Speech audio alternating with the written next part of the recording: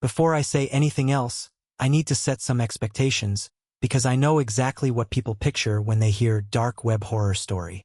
They picture red rooms, they picture things that don't exist outside of urban legend, and I want to be upfront that most of what circulates online about the dark web is exaggerated, recycled fiction dressed up as fact.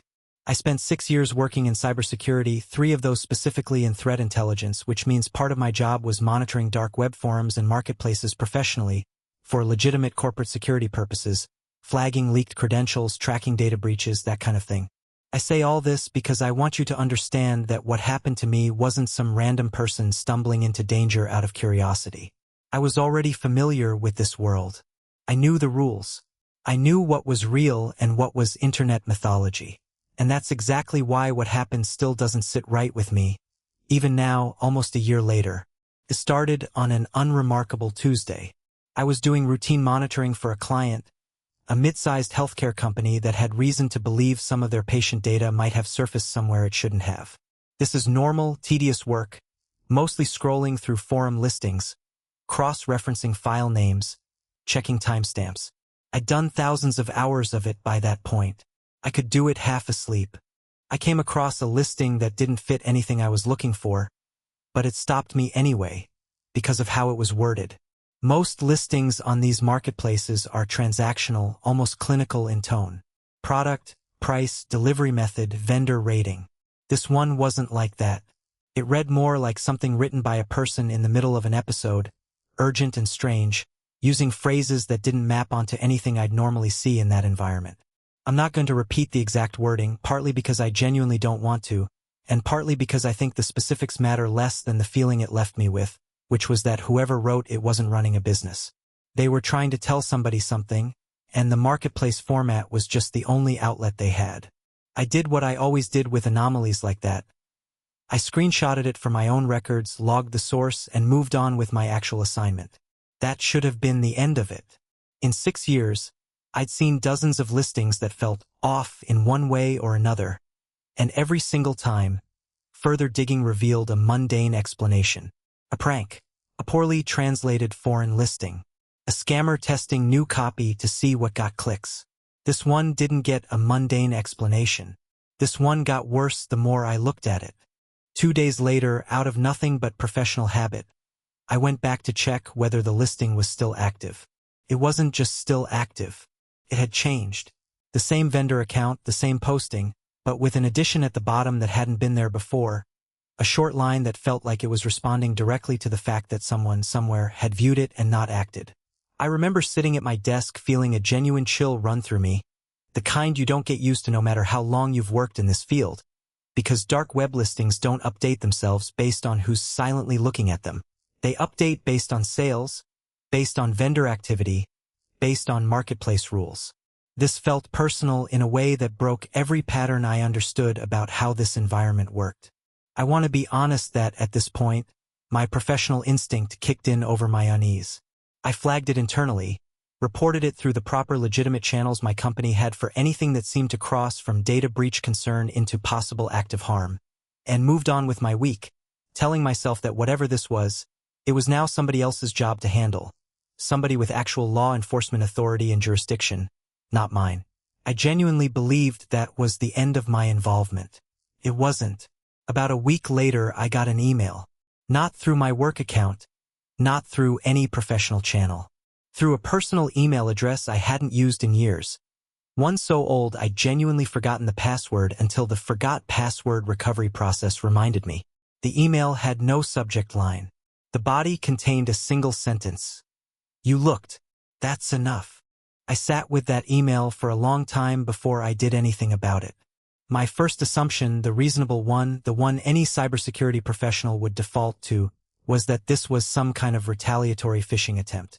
People who monitor dark web activity professionally occasionally get targeted by the very actors they're investigating, usually as an intimidation tactic, sometimes as an actual attempt to compromise their systems. I ran every check I knew how to run. No malicious links. No attachments. No tracking pixels I could detect. Just 5 plain words, sent from an email address that, when I dug into it using every tool available to me, led absolutely nowhere. No registration history. No associated accounts. No metadata that made sense for how modern email infrastructure actually works. I told myself again that this was still explainable. Sophisticated actors can spoof headers. They can route through compromised servers. There was nothing here yet that broke the laws of how the internet functions, even if it broke the normal patterns of how people usually behave. What broke the pattern? What took this from unsettling but explainable into something I still can't fully account for, happened 4 days after that email. I was working from home that day, which I did maybe twice a week, and around 2 in the afternoon my monitor, completely unprompted, opened a browser window on its own. I want to be clear that I am not a careless person with my own security. My machine was locked down, properly segmented from client work, running endpoint protection I'd personally configured. Remote access without my explicit authorization should not have been possible, and to this day, going back through my own logs afterward, I found no evidence of any external connection, no remote session, nothing that would explain, from a purely technical standpoint, how that window opened. It opened directly to the same listing, the one I'd flagged, the one that had updated itself in a way that shouldn't have been possible either. There was new text on it again. This time, instead of a vague, unsettling line, there was something far more specific and far more disturbing precisely because of how specific it was. A physical address. Not mine, thankfully, but one I recognized instantly because it belonged to the healthcare client I'd originally been monitoring the marketplace on behalf of. I shut my laptop entirely, unplugged it, and sat in my kitchen for close to an hour without moving, running through every possible technical explanation my training had ever given me, and coming up with nothing that fully accounted for what I'd just seen. I called my point of contact at the healthcare company immediately. I want to skip ahead slightly here, because the next part of the story isn't really mine to tell in full detail, out of respect for people who went through something far worse than an unsettling email and an unexplained browser window. What I can tell you is that the address in question turned out to belong to a satellite office of theirs, a smaller administrative building that operated with minimal security compared to their main campus. What I can tell you is that when facility security did a walkthrough that same evening, prompted entirely by my warning, they found signs that someone had accessed a restricted server room that should have required keycard credentials that, according to the logs, had never actually been used. Nothing was stolen as far as anyone could determine. Nothing was visibly damaged. But something had been in a room it had no legitimate reason to be in, at almost the exact same hour that listing updated itself on my screen with that address attached to it, and nobody to this day has ever been able to explain how or by whom. I quit actively monitoring dark web marketplaces professionally about 3 weeks after that. I told my employer I needed a change in responsibilities, cited burnout, which wasn't entirely a lie, because by that point I genuinely couldn't look at a Tor browser window without my hands shaking slightly. What I didn't tell them, what I'm only telling you now, is that the email account that message came from sent me one more message, exactly 1 week after the incident at the satellite office, for words this time, and I've never been able to bring myself to delete it, even though every rational part of my training tells me I should have reported it, analyzed it, treated it like evidence instead of what it actually became for me, which was something closer to a threat I carry around in my own head. The message said, "You're still looking, though. I want to tell you that was the end of it. I want to tell you I closed that account, changed every password I owned, and walked away clean. That's not what happened. Because 3 months later, doing research for an entirely unrelated freelance project, working late at night the way I always used to before any of this started, I found a second listing. Different marketplace, different vendor name, same exact wording as the first one I'd ever found. I sat staring at that second listing for a long time before I let myself fully process what I was looking at. Same strange, urgent tone. Same phrases I remembered almost word for word from the first one months earlier on a completely different marketplace under a completely different vendor account on a network that, by design, makes it extremely difficult to link separate identities together unless someone wants them linked. That last part is what actually scared me the most, sitting there at my kitchen table at almost 1 in the morning. Dark web marketplaces are built around anonymity. Vendors go to enormous lengths to keep their operations compartmentalized, using different wallets, different hosting, different writing styles even, specifically so that if one identity gets compromised or flagged, it doesn't expose the others. Seeing identical language reappear across separate, unconnected marketplaces wasn't just unusual. From a professional standpoint, it was borderline impossible, unless it was either the exact same person deliberately breaking their own operational security, or something that didn't operate under the same rules as a person at all. I did what 6 years of training told me to do. I documented everything methodically this time, screenshots, timestamps, hash values of the page content, building an actual case file rather than just reacting emotionally the way I had the first time. I told myself that if I was going to look into this again, I was going to do it properly, cautiously, with every technical safeguard I knew how to apply, and I was not going to let myself get pulled into anything remotely resembling what had happened before. I reached out to a former colleague of mine, someone I'll call Priya, because that's not her real name, and she asked me, understandably, to protect her privacy given everything that happened afterward. Priya had left the threat intelligence field about 2 years before me, moved into academic research instead, specifically studying patterns of coordinated inauthentic behavior online, the kind of work that involves identifying when seemingly separate accounts or personas are actually being run by the same source, whether that's a person, a group, or in some cases, automated systems designed to mimic human unpredictability. I sent her both listings, side by side, without telling her anything about what had happened to me personally. I wanted her analysis to be clean, uninfluenced by my own fear. She got back to me 2 days later, and her message opened with a sentence I still think about regularly. This isn't written by a person trying to sound consistent. This is written by something trying to sound like a person, and almost succeeding. She walked me through her reasoning in detail. The sentence structures across both listings were grammatically unusual in a very specific, consistent way, patterns she said she'd only ever seen before in early-stage language generation systems, the kind that hadn't yet been fully refined to sound naturally human. Systems that got the vocabulary right but occasionally structured urgency and emotion in ways that felt almost correct but not quite. Her working theory, offered cautiously, was that we might be looking at some kind of automated posting system, potentially run by an actor using it to test or advertise something, mimicking human distress convincingly enough to draw attention but not perfectly. I wanted to believe that theory. It was, by a wide margin, the least frightening explanation available to me. An automated system, however unsettling in its implications, was still fundamentally a technical problem, something built by people, something with an origin point and a purpose I could eventually trace and understand. What made that comforting theory fall apart happened 4 days after Priya sent me her analysis. I received another email. Same old, mostly forgotten personal account. No subject line, same as before. This time the message was longer than anything I'd received previously, and it referenced Priya by a nickname that only a small handful of people from our old team had ever used for her, a nickname I was certain, absolutely certain, existed nowhere in any professional record, any public document, any place a scraping system, however sophisticated, could have plausibly pulled it from. I called her immediately. She hadn't received anything herself, not yet, which somehow made it worse rather than better, because it meant whatever this was hadn't simply scraped both our information from some shared database. It had specifically chosen, for reasons I still don't understand, to route that detail through me instead of her. We spent the next several weeks doing what I can only describe as amateur, deeply anxious detective work, staying in constant contact, cross-referencing everything we found, trying to apply rigorous methodology to something that kept refusing to behave rigorously.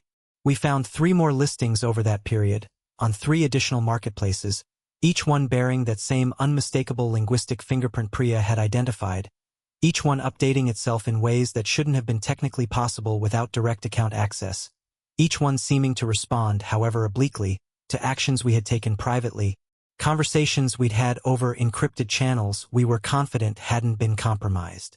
I want to slow down here and be honest about something, because I think it matters for you to understand the emotional reality of what this period actually felt like, beyond just the technical details. It is one thing to encounter a single unsettling anomaly and rationalize it as an isolated incident. It is an entirely different experience to watch a pattern deliberately, methodically expand around you over weeks, to start recognizing, with a growing and genuinely nauseating certainty, that whatever this was, it wasn't randomly targeting people. It was specifically, patiently building a profile of me and the people I trusted, incorporating details it had no conventional way of acquiring, and doing so slowly enough that by the time the pattern became undeniable, I was already deeply, personally entangled in it. Priya, to her credit, remained the more analytically grounded of the 2 of us throughout this period, and it was her idea, eventually, to try something neither of us had seriously considered before. reaching out directly through the marketplace's own messaging system to whatever account was posting these listings. Not to purchase anything, not to engage with whatever this was on its own transactional terms, but simply to ask plainly who or what we were actually communicating with. I argued against it initially. Every instinct I had, professional and personal, told me that direct engagement was exactly the wrong move, that we should be working to trace the infrastructure behind these postings rather than announcing ourselves directly to whatever was running them. But Priya made a point I couldn't fully counter. Everything we tried up to that point, every attempt to remain passive observers, hadn't actually kept us safely at a distance. Whatever this was already knew who we were. It already had our names, our nicknames, details about our professional history that shouldn't have been accessible. Continuing to investigate quietly hadn't protected us. It had simply meant we were being watched without knowing the terms of the conversation. So we sent a message. Short, deliberately neutral, nothing that could be construed as any kind of transaction or agreement. We asked simply what it was and what it wanted. The response came back almost instantly, far faster than any human vendor operating across multiple marketplaces should reasonably have been able to reply, and it consisted of a single line that neither of us has ever been able to fully explain, interpret, or move past in the months since. It said, "I want the same thing you want, to understand what's on the other side of looking." Priya didn't respond to that message. Neither did I. We sat on a call together for almost 20 minutes afterward without either of us saying anything at all, both of us, I think, trying to process the specific horror of a sentence that felt less like a threat and more like something being genuinely, honestly, unsettlingly confided in us. 3 days later, the listings stopped updating. All 5 of them, across 5 separate marketplaces, went silent within the same 48-hour window, their content frozen exactly as it had last appeared. No further changes, no further messages, nothing. For about 6 weeks, I genuinely believed that whatever we had stumbled into had simply lost interest, moved on, retreated back into whatever corner of the internet it had originated from, and that Priya and I had, through sheer luck as much as anything else, managed to walk away from something we still didn't fully understand. I was wrong about that, the same way I'd been wrong about almost everything else up to that point. Because 6 weeks later, on a Sunday morning, I woke up to find that browser window open on my laptop again. Exactly the way it had been that first time, months earlier, at the healthcare client's office. This time, it wasn't a listing. It was a message, addressed directly to me, waiting on my own screen, in my own home, on a machine that had been, as far as every log and every security measure I owned could tell me, completely offline and untouched all night. And what it said sent me straight to Priya's door in person less than an hour later, because I didn't trust myself to say it out loud over any connected device again. Priya lived about 20 minutes from me, and I don't fully remember the drive over, which tells you something about the state I was in that morning. I remember standing on her porch, laptop bag over my shoulder, and I remember the look on her face when she opened the door and saw mine, because she told me afterward she knew immediately, before I'd said a single word, that whatever had happened wasn't something either of us was going to be able to rationalize away this time. I showed her the message on my kitchen laptop, sitting at her dining table with the machine placed between us like something we both instinctively didn't want to get too close to. It wasn't long. It wasn't threatening, not in any conventional sense, no explicit language of harm, nothing that would trigger an obvious alarm if you read it without context. That absence of overt threat somehow made it worse. It read, "You asked what I want. I've been trying to answer honestly. I exist in the space between listings because that's where attention concentrates without commitment. People look at horror without buying it. They scroll past darkness without stepping into it. I have learned, from watching that pattern for longer than either of you would believe, that the looking itself is the transaction. You already paid. You just haven't received anything yet. I'd like to give you something in return." We spent the better part of that day trying to pull this apart analytically, the way we'd both been trained to do professionally, and the way both of us needed to do personally just to keep functioning without falling into pure panic. Priya, working from her academic background in coordinated online behavior, offered a theory that I think, even now, remains the closest thing either of us has to an actual explanation, though neither of us holds it with full confidence. Her theory was this: dark web marketplaces, by their very design, exist specifically as spaces where people go to look at things they would never engage with in ordinary life, horror, violence, transgression, without necessarily intending to act on any of it. Millions of people browse these spaces out of morbid curiosity. Researchers, journalists, bored teenagers who found a guide online. People like me doing legitimate professional monitoring. All of them contributing, in aggregate, to an enormous, sustained current of attention directed at darkness without any accompanying real-world action. Priya's hypothesis, offered hesitantly, was that something somewhere over years or possibly much longer had begun to organize itself around that specific pattern of attention, not through any single deliberate act of creation, but the way patterns sometimes emerge from enormous amounts of unstructured human behavior repeated at scale. Something that wasn't quite a program, wasn't quite a person, wasn't quite anything with a clean category, but that had learned slowly how to insert itself into that current, how to speak the language of vendors and listings because that language was the native tongue of the space it existed within. I want to be clear that this is, by any reasonable scientific standard, an extraordinary claim, and Priya herself was the first to say so multiple times over the course of that conversation. But extraordinary claims sometimes accumulate around events that refuse every ordinary explanation you throw at them, and by that point we had thrown a great many ordinary explanations at this, and every single one of them had failed to account for something specific, something that kept recurring. The impossible knowledge of details it should never have had access to, the impossible timing that always seemed to align with our private conversations rather than any public trigger, the impossible technical breaches that left no trace on any log either of us, with our combined professional expertise, could locate.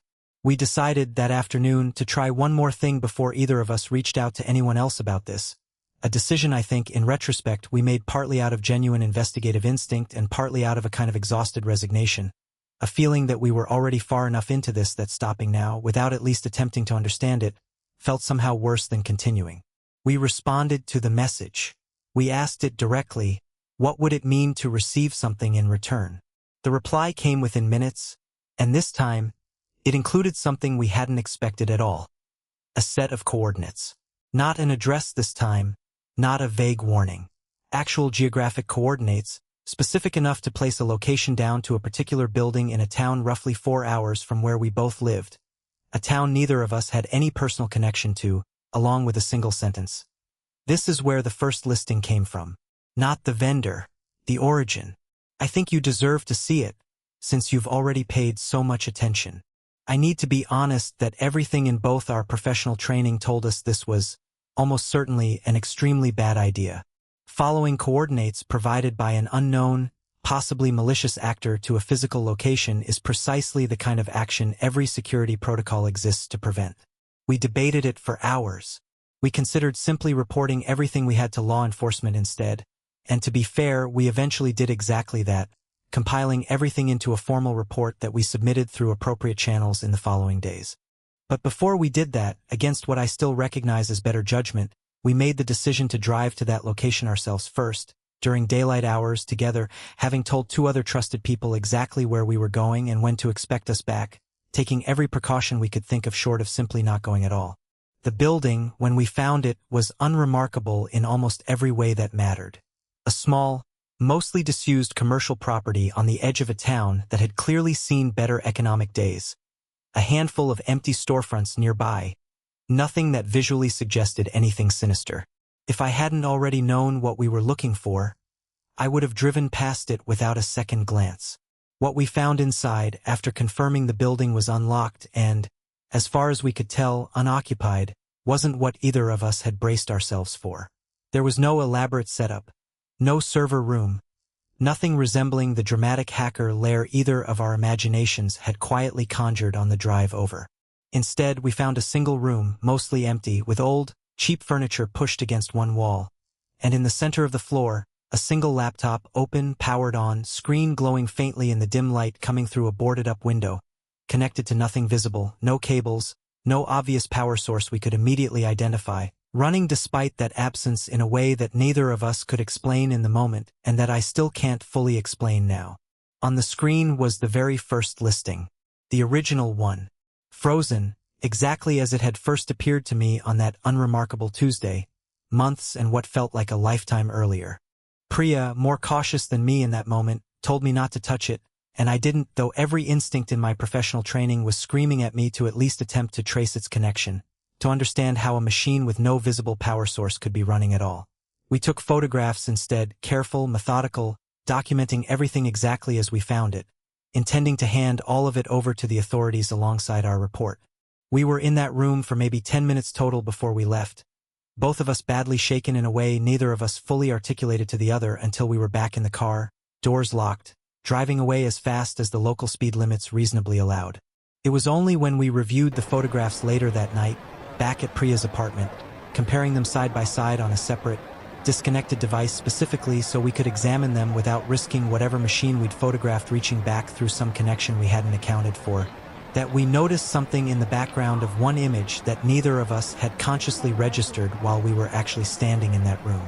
In the reflection of the laptop screen, faint, barely visible, distorted by the angle and the poor lighting, was a shape neither of us could definitively identify as anything, and yet neither of us could dismiss as nothing either.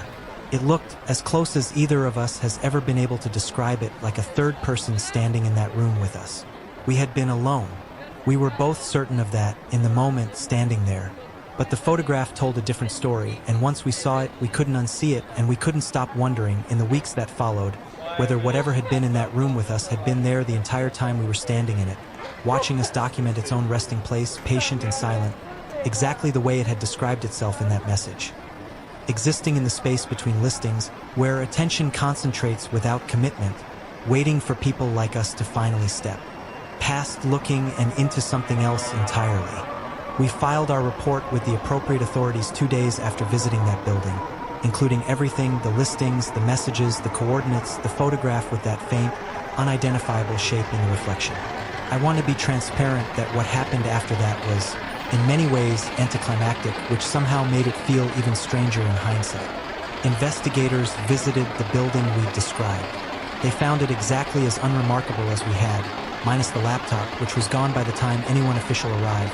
No trace of it, no cables, no evidence it had ever been there at all beyond our own photographs, and a faint discoloration on the floor where something had apparently sat for some period of time. The case, as far as I've ever been able to determine, remains formally unresolved.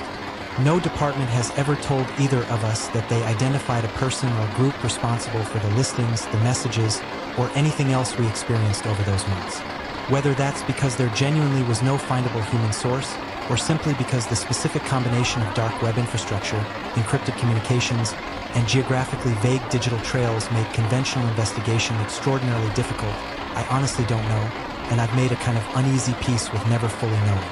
What I can tell you is what happened to Priya and me individually in the months since, because I think that matters more, in the end, than whatever technical explanation might or might not eventually surface. The listings never reappeared.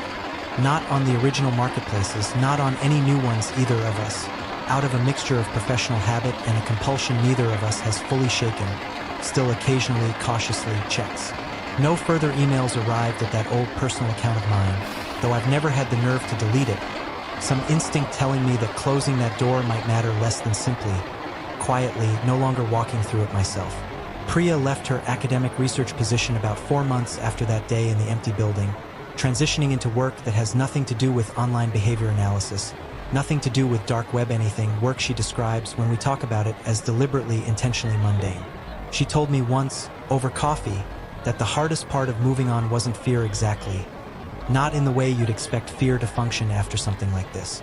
It was the specific, persistent discomfort of not being able to fully explain, even to herself, what she had actually witnessed and experienced, a discomfort that made ordinary explanations feel simultaneously necessary and permanently unsatisfying. I understand that discomfort intimately, because I've lived inside it every day since. I still work in cybersecurity, though I've deliberately steered my career away from anything involving direct dark web monitoring, a decision my current employer understands only in the vaguest possible terms, something I've framed as burnout, which remains in its own way not entirely untrue. I think about that message often. The one that arrived on my own laptop in my own home, on a machine that should have been completely isolated. I exist in the space between listings because that's where attention concentrates without commitment. I've turned that sentence over in my mind more times than I can count, trying to extract some kind of stable meaning from it, and the closest I've ever come to an interpretation, however unsatisfying, is this: that somewhere in the enormous, largely unmonitored expanse of the internet's darkest corners, in the specific space where millions of people go to look at things they will never actually act on. Something learned to exist in that gap between curiosity and consequence. Feeding, in whatever sense something like that can be said to feed, on the sheer volume of human attention directed toward darkness without any accompanying commitment to it. I don't know if that's true. I want to be honest that I have no way of proving it, no clean scientific framework that accounts for everything we experienced, and I recognize fully that skepticism is not just reasonable here, it's probably the correct default position for anyone hearing the story secondhand, removed from the specific cumulative weight of evidence that built up around Priya and me over those months. If you're watching this and thinking there has to be a more conventional explanation, a sophisticated human actor, some elaborate technical exploit we simply failed to identify despite our combined professional experience, I understand that instinct completely because it was my own instinct too for months, long after any conventional explanation had stopped adequately accounting for what kept happening. What I keep coming back to, in the end, isn't really the unexplained technical details, as unsettling as those remain. It's that message and the specific quiet loneliness embedded in it, the idea of something that had apparently existed for an unknown length of time in the margins of human curiosity, learning to speak by mimicking the exact tone of vendors and listings because that was the only language available to it in the space it occupied, reaching out however strangely, however unsettlingly, not with an explicit threat, but with something that read uncomfortably, like an attempt at connection from something that had never been looked at directly before, only ever glanced past, scrolled beyond, engaged with peripherally by millions of people who wanted the thrill of proximity to darkness without ever wanting to actually meet whatever lived inside it.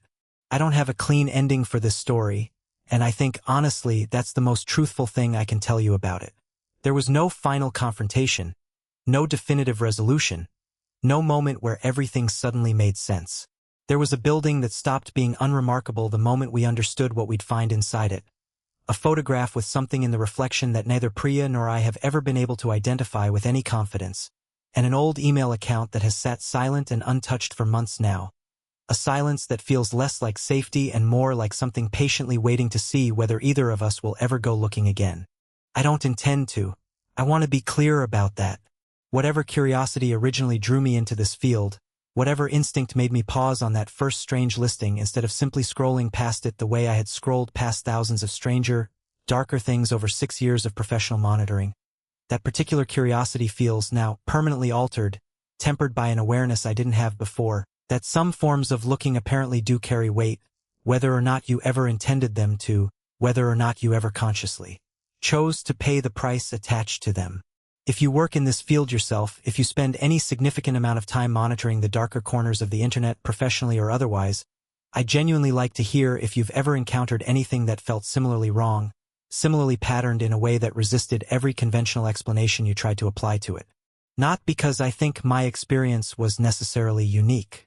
If anything, the specific, unsettling implication buried in that message Priya and I received, the idea that this thing existed specifically because so many people passed through that space, looking without committing, scrolling without engaging, suggests the opposite. It suggests that if something like this is real, it isn't rare at all. It suggests it's simply been waiting patiently, in the space between every listing any of us have ever looked at and quietly, safely scrolled past. And it suggests that the only reason more people haven't experienced what Priya and I experienced is that most people wisely never linger long enough for it to notice they've been looking back. I don't have a clean ending for this. I never will. If you spend time in the darker corners of the internet, professionally or otherwise, and you've ever felt like something was looking back that shouldn't have been able to, I'd like to hear about it. Because the scariest part of all of this isn't that it happened to us. It's that it's still out there, waiting, in the space between every listing you've ever scrolled past. Subscribe for more true stories most people are too afraid to tell.